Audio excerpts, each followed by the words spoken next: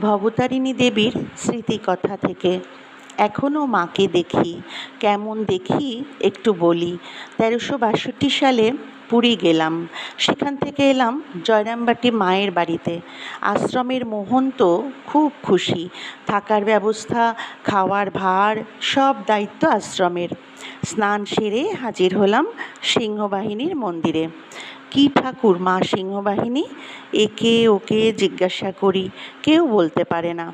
পুজো করছে গণপতি। আমাকে দেখে তটস্থ হয়ে উঠল। আসুন পিসিমা, ভিতরে আসুন। ও কি ভাগ্য আমাদের, কতদিন পরে দেখতে পেলাম পিসিমাকে। গণপতি হলো মার ভাইপো। গণপতিকে বললাম, হ্যাঁ রে গণপতি, সিংহবাহিনী কী ঠাকুর রে? গণপতি বলে, সে পিসিমা বড় জাগ্রত ঠাকুর। কত লোকে আসে দূর দেশান্তর থেকে। কারুর আঙুল খসে যাচ্ছে, কারুর পেটে শুল বেদনা, কেউ ছেলের অসুখের জন্য মানত করে, কারুর বা দুঃখের সংসার। মার কাছে হত্যা দেয়, ফুল পায়, মনের কামনা মিটিয়ে বাড়ি ফেরে। তা তো বুঝলাম, কিন্তু কী ঠাকুর মা সিংহবাহিনী তাই বল না। গণপতি মাথা চুলকায়। আর গণপতিই বা কেন? মার ভাজেদের জিজ্ঞাসা করেছিলাম, তাদেরও ওই একই কথা। মহন্তকে শুধালাম, সেখানেও ভাষা ভাষা উত্তর। কী ঠাকুর মা সিংহবাহিনী? মনের মধ্যে ওই একই প্রশ্ন। পুজো শেষ হলো। মার সামনে বসে আছি একা। কথা বলছি মায়ের সঙ্গে। মা সিংহবাহিনী, তুমি কে মা? ও মা, তুমি তো সিংহবাহিনী, তুমি কে মা? মা গো সিংহবাহিনী, বলো না মা তুমি।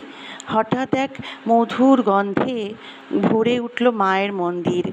বিদ্যুতের ঝিলিক দিয়ে সারা ঘর আলোয় আলো হয়ে গেল। যেখানে বসানো ছিল মায়ের ছোট্ট ঘটখানি, তা আর দেখতে পেলাম না। দেখি এক জ্যান্ত সিংহ। দুটো কান নড়ছে, লেজটা নড়ছে, আর সিংহের পিঠে বসে আছেন জগদ্ধাত্রী। লাল টকটক করছে গায়ের রং। ওমা, তুমি সিংহবাহিনী? হ্যাঁ মা, সিংহবাহিনী। তুমি জগদ্ধাত্রী।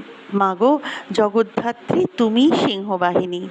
এ কি, চোখের পলক পড়তে না পড়তে দেখি জগদ্ধাত্রী নেই। বসে আছেন মা দুর্গা, দশভুজা, সিংহের পিঠে।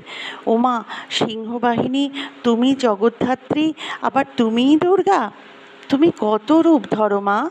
বেশিক্ষণ নয়, বোধহয় ২-১ মিনিট। তারপর দুর্গাও নেই, জগদ্ধাত্রীও নেই। সিংহাসন আলো করে বসে আছেন আমার শ্রী শ্রী মা। চুলগুলি সেই একইভাবে